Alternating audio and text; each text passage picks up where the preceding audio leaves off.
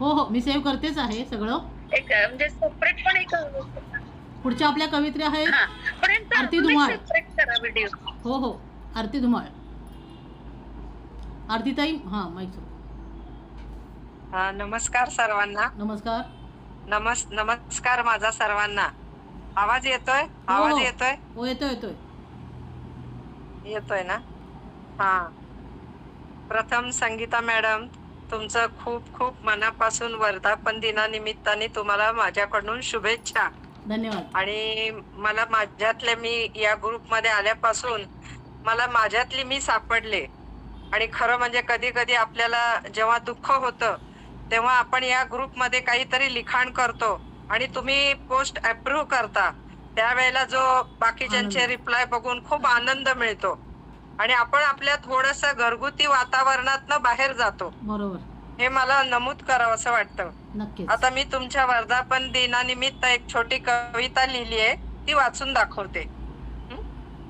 माझ्यातली मी समूहाने 2 वर्षात केली किमया महान, बहुविध विषयांचा दर्जेदार समूह, आपली ओळख निर्मिली छान.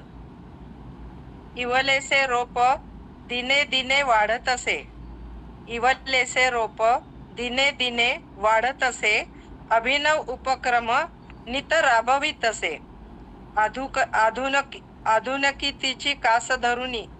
आधुनिकतेची कास धरुनी नाविन्यपूर्ण लेखनास चालना देत असे. नवोदित प्रस्थापितांचा सुरेख संगमी, प्रतिभा कल्पनांचे दर्शन खरोखरी. लेखणी त्यांची मुक्त विहरता, उलगडती अभिनव शब्दसरी. नितफुलती शब्दबागा समूही, नितफुलती शब्दबागा समूही, शब्दांची या लाटा शब्दसागरी. काव्य सादरीकरणाची संधी मिळता, आत्मविश्वासाचे बळ अंतरी. कल्पक कुशल समूह प्रमुखांचे नेतृत्व, बहुमूल्य योगदान लाभले. माझ्यातली मी समूहाचे नाव साहित्य क्षेत्रात वलयांकित झाले. माझ्यातली मी समूहाच्या वर्धापन दिनी हृदयस्थ शुभेच्छा मनापासूनी. ज्ञान यज्ञ कीर्ती सुगंध तयाचा, दरवळतो राहो दश दिशातुनी. ही मी आज खास आपल्या वर्धापन वाह. दिनानिमित्त कविता केली. खूप छान. आणि खरखर मॅडम, मला कविता सादरीकरणाचा जास्त काही अनुभव नाहीये, छान. तरी पण पण मी काहीच हरकत आपलं नाहीये. म्हटलं बघा, तुमच्या व्यवस्थित भावना, सगळ्यांना ऐकायला आली का? नक्कीच आली आली, छान ऐकायला आली. आणि तुमच्या भावना पोहोचल्या, सगळ्यांपर्यंत पोहोचल्यात. आणि खूप छान शब्दात तुम्ही आपल्या ग्रुपबद्दल व्यक्त झालात, त्यासाठी तुमचे मनापासून धन्यवाद. खूप छान लिहित राहा, अजून तुमच्यामध्ये लिखाणामध्ये खूप प्रबलता येईल. नाही खूप छान. नाही मॅडम, आपल्या एक नमूद करावं असं वाटतं की आपल्या समूहामधील सगळे सभासद एकमेकांना खूप छान प्रोत्साहन देतात, बरोबर. सांभाळून घेतात. आणि सुरुवातीला मी नवीन आले तेव्हा थोड्याशा लेखनामध्ये चुका होत होत्या, पण आपल्या संगीता मॅडम सगळे ज्या छान दर्जेदार लिखाण करणार आहेत, त्यांनी मला छान शब्दामध्ये समजावून सांगितलं, काही चुका माझ्या दाखवून दिल्या. पण मला कुणी आतापर्यंत या समूहामध्ये कुणी दुखावलेलं नाही. मला हे नमूद करावं असं वाटतं की सगळ्या एकमेकीच्या भावना जपतात. बरोबर. आणि असं जपत एकमेकीच्या राहा. भावना सगळ्या जपतायत. आणि आणि या समूहाची जी एकी आहे ती सदैव अशीच राहू दे, हीच मनापासून इच्छा. धन्यवाद. पुढच्या आपल्या कवित्री आहेत सुजाता बडबडे. सुजाताताई, आहात का ऑनलाईन?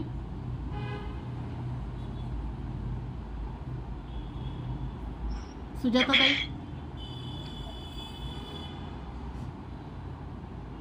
हो, नमस्कार. नमस्कार.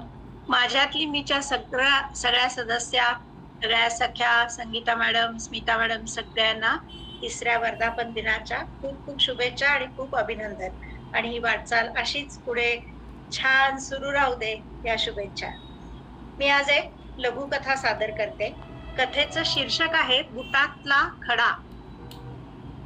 बुटातला खडा. आजही कविताचा मुलगा तपन चिडचिड करतच घरात आला. तपनचे वय असेल 16-17 वर्ष. मोबाईल कोचावर जवळजवळ फेकला, बूट काढून कपाटात ठेवले व दार आदळले. कविता नुसती पाहत उभी होती. अलीकडे तपनची चिडचिड वाढली होती. दरवेळी काय झाले विचारले की अगदीच क्षुल्लक कारणावरून स्वारी मित्रांवर रागवून घरी आलेली असे. त्याने सुचवलेल्या गोष्टी मित्र मानत नाही किंवा भेटायच्या ठरलेल्या ठिकाणी कोणी उशिरा आला, अशा साध्याच कारणांवरून तपन एवढा चिडत असे. आज मात्र कविताने त्याला काहीच विचारायचे नाही असेच ठरवले होते. तो रागावून खोलीत निघून गेला. कविताने मनाशी काहीतरी निश्चय केला आणि स्वतःच्या कामाला निघून गेली. अर्ध्या पाऊण तासाने तपन शांत होऊन खोलीच्या बाहेर आला. नेहमीप्रमाणे रात्रीची जेवणं एकत्र झाली. त्याची धाकटी बहीण दादा अरे बोलत का नाहीस असे पुन्हा पुन्हा विचारत होती, पण तपन शांत आणि गप्पच होता. कविताच्या लक्षात आले की आज त्याला स्वतःच्या वागण्याची लाज वाटते आणि पश्चातापही होतो. त्याच्याशी बोलण्याची हीच योग्य वेळ आहे हे ओळखून जेवणानंतर ती त्याला एकट्याला टेरेस मध्ये घेऊन गेली. तपन, हल्ली तुझी चिडचिड फार वाढली आहे. तुला काही होतंय का? तसं असेल तर बोल बाळा मोकळेपणाने. कविताने थेट विषयाला हात घातला. नाही आई, मला काहीही होत नाहीये. त्रोटक उत्तर देऊन तपन पुन्हा गप्प बसला. हे बघ तपन, कविताने पुन्हा सुरुवात केली. तुझ्या वयाच्या मुलांच्या होतात असे बदल. भावनांवर नियंत्रण नसणे, आवेशाने वागणे ही एक तात्पुरती फेज असू शकते. त्यातून बाहेर पडणे आपल्याला जमवावे लागते. तपन, तुझ्या मित्रांचेही असे होते का? तुला इतका राग कशाचा येतोय? तो आवरता का येत नाही? हे प्रश्न तुला पडायला हवे. तू सुचवलेला सिनेमा इतरांना पाहायचा नसेल तर त्यात एवढा राग येण्यासारखे काहीच नसते. हे बघ तपन, तुला कळेल असे एक उदाहरण देते. आपण अतिशय उत्तम बूट घालून रस्त्याने चालत आहोत आणि रस्ता खडबडीत आहे. त्यावर बरीच दगडमाती आहे, पण आपले बूट उत्तम असल्याने आपल्याला ती काहीच टोचत नाही आणि त्यातही आपण छान चालू शकतो. मात्र रस्ता अतिशय छान आहे, पण याच छानशा बुटात आत एखादा जरी लहानसा खडा गेला तर तो आपल्याला पुढे एकही पाऊल चालू देत नाही. टोचतो, अस्वस्थ करतो. तो काढल्याशिवाय पुढचा प्रवास आनंदाचा होत. तपन, तुझ्याही त्रासाचे, चिडचिडीचे कारण तुझ्या आत आहे आणि तू बाहेरच्या खड्यांना दोष देत बसला आहेस. तो आतला टोचरा खडा शोध आणि बाहेर टाक. आपले मन प्रसन्न, निरोगी आणि समाधानी असेल तर असे बाहेरचे खडे कधीच टोचणार नाही. थोडक्यात आपल्या रागराग करण्याचे, अस्वस्थ होण्याचे कारण बरेच वेळा आपल्या आतच असते. बरोबर. त्याचा शोध घेता यायला हवा आणि ते दूर करता यायला हवे. असे शोध स्वतःच घ्यायचे असतात तरच आपल्या स्वभावात बदल घडवून आयुष्य आनंदी करता येते. बुटातला खडा न काढता किती रस्ता खराब आहे अशी रस्त्याला दूषणे देत प्रवास सुखाचा होऊ शकत नाही. तेव्हा आपल्या अस्वस्थतेच्या नेमक्या कारणाचा प्रत्येकाने शोध घेणे गरजेचे असते. विचार कर बाळा. जा आता शांत झोप. Good night. धन्यवाद. खूप छान सुजाताताई. नेहमीप्रमाणे तुमची कविता असो किंवा एखादी कथा असो, ते नेहमी छानच असते आणि वेगळ्या विषयावरती असतं लिखाण तुमचं. त्यासाठी तुमचं खूप खूप धन्यवाद. खूप छान साहित्य तुम्ही दरवेळेस सादर करता. खूप छान. या कथेतून खूप छान अर्थबोध तुम्ही दिलात. हो, मी फक्त पण मला अजून फेसबुक जमत नाही. मी फक्त मीटवरच येते. निवांत काही घाई नाही आपल्याला. निवांत शिका. जेव्हा जमेल तेव्हा या. तोपर्यंत तुम्ही आहात ऑनलाईन कविता स्पर्धेत असता, मीटला येता, याच्यामध्ये आहात तुम्ही, व्हॉट्सअपवर आहात. मीवर येतात म्हणजे फेसबुक येतं. हो हो, येत नाही त्याच्यातल्या मीवर येतात म्हणजे फेसबुक समजलंय तुम्हाला. समजलंय. आणि फक्त थोडंसं व्हॉट्सअप ग्रुपवर आहे आणि तिथे जे जे काय जाहीर होतं त्याच्या हो. आधारे मी हा व्हॉट्सअपमध्ये आहेत कथा खूप सुंदर. संगीता मॅडमचे व्हॉट्सअप ग्रुपद्वारे ते येतात. छानच, धन्यवाद. पुढच्या आपल्या कवित्री आहेत विनया देशमुख. विनया देशमुख त्यांच्यानंतर मग कल्पना देवकर घेतील. आणि अजून कोणी राहिलं असेल कारण मला इथं दिसत नाहीत सगळ्या, त्यामुळे तुम्ही स्वतःहून सांगा. अस्मिता सावंत म्हणून एक नाव दिसतंय मला. माझं नाव नाही काय, माझं नाव नाही हा करुणाताई आहे. संगीता मॅडम. हो हो. हॅलो हॅलो, संगीता मॅडम, हा बोला. मी लिव्ह करते. चालेल चालेल. मी लिव्ह करते. हो हो चालेल. चालेल ना? मी नाव पाठवलं होतं. हो हो करुणाताई आहेत. अजून अजून कल्पना देवकर आहे. विनयाताईंचं झाल्यावर मग घ्या तुम्ही दोघी. ओके विनयाताई सुरू करा. करुणा पण आहे, करुणा. हो हो त्यांचं झालं की करुणाताई घेतील. नमस्कार, सर्वांना वर्धापन दिनाच्या शुभेच्छा. विनयाताई चेहरा तुमचा दिसत नाहीये. आता वारीचे दिवस जवळ आले आहेत. विनयाताई चेहरा दिसत नाही, थोडंसं पाठीमागे जा तुम्ही. अजून थोडंसं. नाही अजून थोडंसं. हॅलो, हा आता बरोबर दिसत आहे? बरोबर. ओके. नमस्कार, सर्वांना वर्धापन दिनाच्या शुभेच्छा.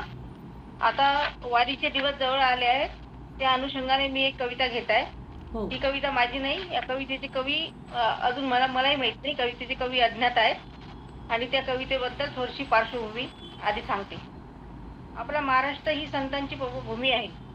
याच महाराष्ट्रात अनेक श्रीसंत सुद्धा जन्माला आल्या. ज्या काळात स्त्रीचे आयुष्य उंबरठ्याचे आड होते, अशा काळात सुद्धा त्यांची प्रतिभा लपून राहिली नाही. अशा स्त्री संतांपैकी मराठी जनतेच्या जिभेवर खडीसाखरेसारखे गोड नाव म्हणजे संत जनाबाई. कबाड कष्ट करून जनाबाईंनी काळजाचा ठाव घेणारे अभंग रचले. अशा या जनाबाईला प्रत्यक्ष पांडुरंग नित्याच्या कामात मदत करीत असत, हे आपण सर्वांनी ऐकलेलं आहे. असेच एकदा भल्या पहाटे पंढरीनाथ जनाबाईच्या घरी दळण दळायला जातात आणि वापस येताना आपला निळा शेला तिथेच ठेवून जातात आणि जनाबाईची वाकळ घेऊन घरी येतात. तर तेव्हा काय घडले हे या कवितेत सांगितले आहे. कवितेचे शीर्षक आहे वाकळ. पीठ शेल्याला लागले झाला राऊळी गोंधळ. पुण्या घरचे दळण आला दळून विठ्ठल. पीठ चाखले एकाने मने आहे ही साखर. पीठ चाखले एकाने मने आहे ही साखर. पीठ हुंगले दुजाने मने सुगंधी कापूर. कुणी शेला झटकला पीठ उडून जाईना. भूत कळला पाण्यात पीठ धुवून निघेना. झाली संचित पंढरी उडाला राऊळी गोंधळ. चिगळाच्या पांघरुणा शेला मनती सकळ.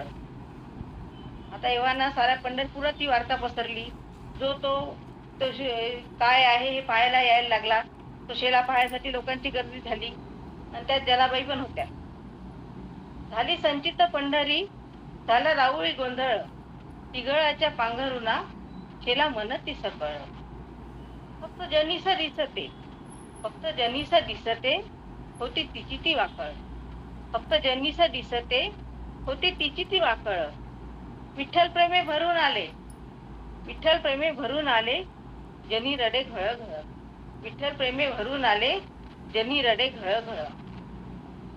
आता पंढरीनाथ महालात पोचतात. महालात गेल्यावर रुक्मिणी भेटते. रुक्मिणी त्यांना विचारते. आता शेवटी बायकोच ती विचारणार आहे. दिसत नाही कोठे तुमच्या अंगावर हा शेला. पंढरीनाथ दिसत नाही कोठे तुमच्या अंगावरचा शेला. बघा इथे परमेश्वर सुद्धा भक्तासोबत देहभान विसरतात. पंढरीनाथ उत्तर देतात अंगावर नाही शेला आले आता देवाभान. त्यांना आता समजले की आपल्याजवळ शेलाच नाहीये. हा अंगावर नाही शेला, आले आता देवा भान. देवा रुक्माईला उत्तर देतात, शेला चुकून राहिला जनी घरी. शेला चुकून राहिला जनी घरी, ठेवेल ती छान. तू माय अनमी बाप, तू माय अनमी बाप, जनी लेक आपली महान, जनी लेक आपली महान. विठ्ठल विठ्ठल जय हरी विठ्ठल, विठ्ठल छान, छान, विठ्ठल छान. जय हरी. जय हरी विठ्ठल. जय वा, हरी वा, विठ्ठल वा. विठ्ठल विठ्ठल. छानच. मी पण याच्यावर मी याच्यावर माझी एक कविता लिहिलेली आहे, मी आपल्या ग्रुपवर टाकेन. करुणाताई तुम्ही आता घ्या. टाका. करुणाताई सादर करा. हा. हो हो. इथे सादर केली तरी तृतीय चालेल ती. वर्षाच्या ती कविता इथे वर्धापन सादर केली तरी दिनाच्या चालेल. शुभेच्छा. हो. तर आता माझी जी कविता आहे ते आता बघा, मृग नक्षत्र चालू झाला हम्म. तरी जमीन सगळी शुष्क पडलीये. हो उन्हाळा कडक आहे, घामाच्या धारा वाहत आहेत, शेतकऱ्याला काळजी वाटली कसं होणार. ह्या कवितेमध्ये सगळ्या शेतकऱ्याच्या वेदना आहे. त्याने काय म्हणजे ह्या पाऊस पडत नाही म्हणून त्याला काय वाटतं हे कवितेमध्ये मी लिहिलेलं. आकाशाकडे लागलेले डोळे, कवितेचं नाव आहे आकाशाकडे लागलेले डोळे. आकाशाकडे लागलेले डोळे विस्फारून बळीराजा पाहे. आकाशाकडे लागलेले डोळे विस्फारून बळीराजा पाहे.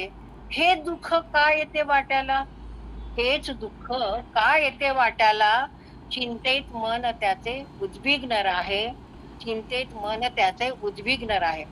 शेत नांगरले ढेकळे फोडली, शेत नांगरले ढेकळे फोडली, आनंदाने पेरणीची तयारी. शेत नांगरले ढेकळे फोडली, आनंदाने पेरणीची तयारी. मन वेडे पंढरीच्या वाटेवर, मन वेडे पंढरीच्या वाटेवर, भरे कल्पनेत आषाढी वारी, भरे कल्पनेत आषाढी वारी. मृग नक्षत्र गेला कोरडा आज, मृग नक्षत्र गेला कोरडा आज. उष्णतेचा डोंब फुटला सारा, उष्णतेचा डोंब फुटला सारा. घालमेल जीवाची अतोनात, घालमेल जीवाची अतोनात. कसा सावरू कर्जाचा पसारा, कसा सावरू कर्जाचा पसारा. पावसाची वाट बघण्यात, पावसाची वाट बघण्यात बळीचे आयुष्य मातीमोल. पावसाची वाट बघण्यात बळीचे आयुष्य मातीमोल. ओला सुका दुष्काळ नेहमी, ओला सुका दुष्काळ नेहमी. कसा सावरू मनाचा तोल, कसा सावरू मनाचा तोल. पावसाच्या प्रतीक्षेची वाढ झाली, पावसाच्या प्रतीक्षेची वाढ झाली. कोरड्या नभाखाली नजर टाकली, पावसाच्या प्रतीक्षेची वाढ झाली. कोरड्या नभाखाली नजर टाकली. आभाळात घामाच्या धारा बरसल्या, आभाळात घामाच्या धारा बरसल्या. बळीराजाची तगमग वाढली, बळीराजाची तगमग वाढली. राजा झाला हवालदिल, राजा झाला हवालदिल. लक्ष भरकटले मन रडते, लक्ष भरकटले मन रडते. दुःखाचा डोंगर पार कसा, दुःखाचा डोंगर पार कसा. शिवारात जड पाऊल पडते, शिवारात जड पाऊल पडते. डोळ्यात आले पाणी जरी, डोळ्यात आले पाणी जरी.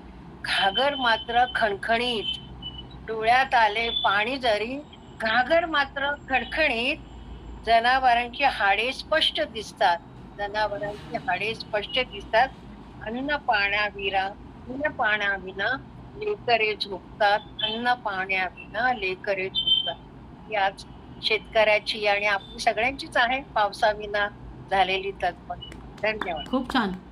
आणि खरोखर आहे ताई की पहिल्यांदा जो पूर्वी 7 तारखेला जो पाऊस यायचा, मृग नक्षत्र म्हणायचो आपण 7 जूनपासून, त्या पावसाचा अजूनही पत्ता नाही आहे. त्यामुळे खरंच पाण्याची टंचाई सगळीकडे जाणवत आहे.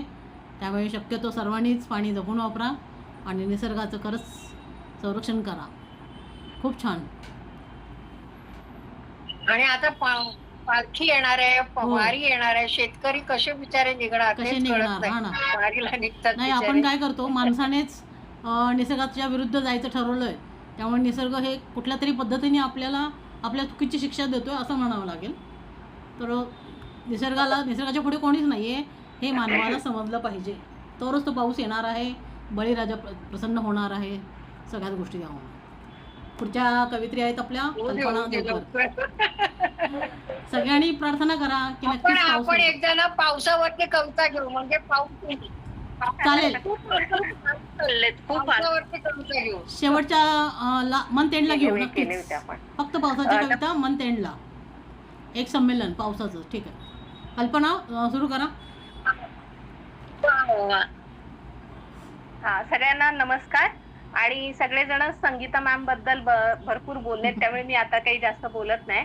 पण एक वेगळं व्यक्तिमत्व आहे. संगीता मॅम उत्तम लेखिका वगैरे आहेतच, पण माझ्या बाबतीत तर असं होतं की मला सहभाग घ्यायचा असतो, पण अचानक नाही घेता आला तर म्हणून मी पहिलं कधीच पटकन नाव देत नाही. पण त्यांना मी कधीही मेसेज केला ना, हा करा जॉईन. मी अगदी काल शेवटच्या क्षणी म्हटल्यावर पण त्यांनी मला लगेच तुम्ही जॉईन व्हा असं नेहमी मदत करतात. आणि दुसरी गोष्ट म्हणजे त्यांची जी हे आहे की एखाद्या आईचं कसं असतं की आपल्या मुलाने सगळ्या स्पर्धेत सहभागी व्हावं, पुढे हो चल तुझा, तसं त्या नेहमी एखादी स्पर्धा असेल ना तर आपल्या सगळ्यांना प्रोत्साहित करतात. अरे तुम्ही टाका तर कविता, तुम्ही लिहा तर लेख, काहीतरी प्रयत्न करा, म्हणजे आपल्याला नेहमी प्रोत्साहन देत असतात. त्याबद्दल खूप खूप धन्यवाद संगीता मॅम. आणि सगळेच उत्तम म्हणजे लिहिणारे आहेत, त्यामुळे थोडंसं आता मला असं वाटतं की अरे आपलं लिखाण तेवढ्या प्रगल्भतेचं आहे का केवढं, किंवा यांच्या तोडीस तोड नाही पण थोडं तरी एक मला जमतंय का अशी शंका येते कधी कधी मला. आणि आताच आपण म्हणजे एक बहिणाबाईंचं जे आहे ओवी, म्हणजे आपला जो कार्यक्रम होता तर त्यामध्ये ओव्या किंवा भारूड असं होतं, तर मी तो एक प्रयत्न केलेला आहे. करोनामध्ये ही माझी म्हणजे 20-25 वर्षानंतरची पहिली कविता आहे. कॉलेजमध्ये मी लिहित होते, पण नंतर संसारात अडकल्यामुळे 20 वर्ष गॅप झाला आणि परत मी पहिली जी कविता माझी लिहिली तीही होती. आणि थोडंसं फ्लॅशबॅक मध्ये गेले आणि त्यामुळे असं झालं की बहिणाबाई ज्या आहेत आपल्या ओवी लिहिणाऱ्या, तर कविता लिहिल्यावर मला थोडंसं असं वाटलं की आपण याला ओवी स्वरूपात म्हणू शकतो, तर ती कविता मी सादर करतेय. बघा कशी वाटते सगळ्यांना. एक माहेर वाशिण बघ निघाली सासरा, दाटुनिया कंठ म्हणे कशी ओलांडून बरा, अंगणीची तुळस ही आज वृक्ष काग वाटे, माहेर ते सोडताना काळजारुत ती काटे, कशी जाऊ मोडून या भातुकलीचा गडाव, आवरता पसारा तो मनाला किती घाव, कशा साठवू हृदयी बालपणीच्या आठवणी, निरोप घेता घराचा डोळा दाटले ग पाणी, पितृप्रेमाची ती गाठ कशी सुटता सुटेना, माऊलीशी जोडलेली नाळ तुटता तुटेना, काय बोलू बंधुराया कसे देऊ आलिंगन, नको जाऊ विसरून गोड राखीचे बंधन, बहिणीच्या डोळ्यामंदी ढग दिसे दाटलेले, वाट मिळे नात यासी डोळा अश्रूही गोठले, कशी जाऊ सासुराला पाय निघता निघेना, दाटुनिया आला कंठ ओठी शब्द ही फुटेना, दाटुनिया आला कंठ ओठी शब्द ही फुटेना. सॉरी, खूप इमोशनल होते आणि ही सगळ्यात आवडती माझी. म्हणजे असं वाटतं मला पुढे काही लिहिता नाही आलं ना, काही लिहिता नाही आलं तरी हे लिहिलेलं माझं मला इतकं जवळचं आहे की मला हे जमलंय. म्हणजे खूप मला आवडते ही कविता. सगळ्यांना आवडली असेल आणि मी सगळ्यांना हर्ट केलं. माझी इमोजी सगळ्या रडक्याच आहेत, सगळ्या रडक्या इमोजी होतात त्या टाकलेल्या. सॉरी, पण मला कल्पना तू मुलीची आठवण करून दिली. गेल्या वर्षी लग्न करून गेली ती, पण तिचा फोटो लहानपणीचा काही विषय असतो माझ्याजवळ. लहानपणीचा फोटो आहे ऍक्च्युली मी त्यामुळे तुम्हाला त्यावेळेला ही कविता अशी गिफ्ट म्हणून पाठवणार होती, पण म्हटलं नको, खूप इमोशनल व्हाल. मी नंतर तुम्हाला ती पाठवली होती की मला असं आठवण आली, म्हणजे तुमच्या मुलीचं लग्न झालं तेव्हा मला आठवलं. मग मी म्हटलं यांना पाठवू की नको करत मी तुम्हाला ती पाठवली होती कविता.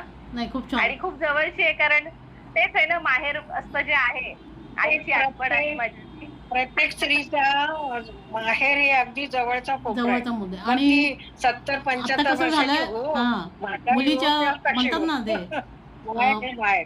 मुलीच्या माहेरासाठी आई सासरी नांदते, तशी माझी कंडिशन आता आहे. सासरी मी आहे आणि हो माझ्या ना. मुलीचं माहेर मी जपते, सांभाळते, त्यामुळे मला माहेरी जायला मिळत नाही. खूप छान. आणि सगळ्यांना इमोशनल केलं कल्पना. माझी पण अवस्था तशीच आहे. फक्त ह्याची एक छोटीशी हे सांगेन, आता हे पर्सनल गोष्टी आहेत, पण बरेच वर्ष माझा भाऊ आमच्याशी बोलत नव्हता. काही असतात गोष्टी, हा, तर माझ्या भावाच्या मित्राने माझी ही कविता ऐकली होती आणि त्याने माझ्या भावाला पाठवली आणि मग माझ्या भावाने मला त्यावेळेला फोन केला होता. बापरे. त्यामुळे नाही आणि म्हणजे त्याचा खरंच धागा आहे. जुळला. जर असं, आणि आता आमचं नातं खूप छान आहे. अरे वा, नाही पण आपण सगळेच निशब्द झालं होतं नाही काय, नक्कीच. माहेर आहे शेवटी ते माहेर. असं किती कविता झालं वाचून तरी. जर खरंच खरंच निशब्द. कोणाचं माहेर पुन्हा आम्ही मिळणार सगळे. असेल ना, तर नक्कीच कविते म्हणजे आपलं लिखाण तेवढं हा ना, सार्थकी लागलं म्हणता येईल. आपण त्या पद्धतीने लिहिलं पाहिजे. खरंच खूप छान. कोणी मेंबर राहिलेत का? परिणाम कर. स्मिताताई, तुम्ही काय सादर करणार आहात? स्मिताताई, तुम्ही काय सादर करणार आहात? नको, मी वेळ जाईल मग. नाही, मी छोटीशी कथा वाचणार होते, पण नको, खूप वेळ जाईल आता. आणि भारती मॅडम जॉईन भेटेल का? नाही, शीला मॅडम पण राहिलाय. शीला मॅडम आहेत, शीला मोहित मॅडम केळकर आलेली आहे. आहेत, आणि ती गायत्री महाजन काहीतरी हा, गायत्री राहिली. नाहीच आहे भारत- का? गायत्री ती ताई. शेवटी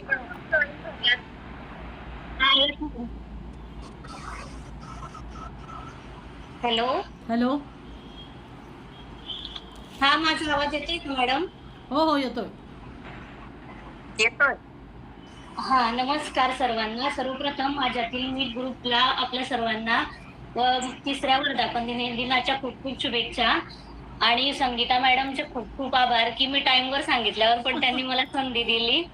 आणि मला असं वाटतं या ग्रुपमध्ये मी सर्वात लहान आहे, त्याच्यामुळे मला सांभाळून घ्या. नक्कीच. मी एक भावगीत सादर करते. शोधिसे मानवा राहुळे मंदिरे, नांदतो देवा आपुल्या अंतरी. शोधिसे मानवा मेघ हे दाटती कोठुनी अंबरी, जोर येते कसे वाजते बासरी. रोम रोमी फुले तीर्थ हे गोवरे, दूर इंद्रायणी दूर ते पंढरी. शोधिसे मानवा राहुळे मंदिरे, गंध का हसतो पाकळी सारुणी, वाहते निर्झरी प्रेम संजीवनी. भोवताली तुला साद घाले कुणी, गुण घे जाणून रूप हे ईश्वरी. शोधिसे मानवा राहुळे मंदिरे, भेटतो देव का पूजने अर्चने, पुण्य का लाभते दान धरे मातुनी. शोध रे दिव्यता आपुल्या जीवनी, आंधळा खेळ हा खेळशी कुठवरी शोधिसे मानवा राऊळे मंदिरे नांदतो देव आपुल्या अंतरे शोधिसे मानवा राऊळे मंदिरे. धन्यवाद. खूप छान गायत्री, खूप छान. पहिलाच प्रयत्न होता आणि खरंच खूप छान सादरीकरण केलेलं आहे. Thank you madam. मस्तच. अजूनही प्रयत्न करा, छान अजून छान सादर करू शकता. खूपच छान. मला वाटतं सगळे मेंबर झालेले आहेत. खूप छान हा कार्यक्रम हो, झाला मॅडम. आपला. जवळजवळ 2 तास सुरू होता कार्यक्रम आणि तुम्ही 2 तास सर्वांनी इथे बसून उषा राहिलेत. उषा, हा हा उषा राहिलेत. आज 2 तास झाले. 2 तास मी नाव दिलं म्हटलं बघूया. माईक बंद करा प्लीज सगळ्यांनी. हा उषा.